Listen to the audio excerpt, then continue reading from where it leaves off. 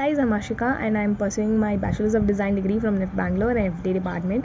I still remember preparing for my situation test from Artistic Zone last year, so I have to tell you the experience, the knowledge that I gained were like amazing.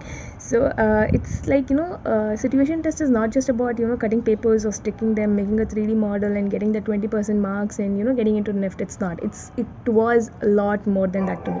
So I run a small business which is about dream catchers. So I used to run them even before I was in artistic zone, but the difference that I found was that my account was similar to other dreamcatcher accounts out there, but there was nothing much difference or unique about my account. But once I joined artistic zone during my situation test, I learned a lot of things, like experimenting with materials, exploring materials, or maybe even come out of your comfort zone and take a risk and see kind of things. So I still remember I for the first time I worked with the metal wire. I used beads in them and I made a tree of life charm, and I started adding them in my dream catcher, which became like a signature of my dream catcher. And those dream catchers have been like the best seller till date.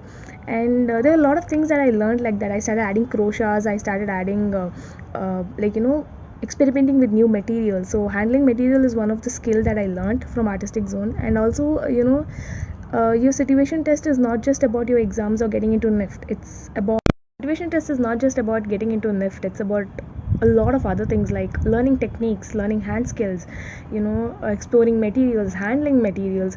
And I have to say you something, that is, when I was in my now I'm in my first years in NEF.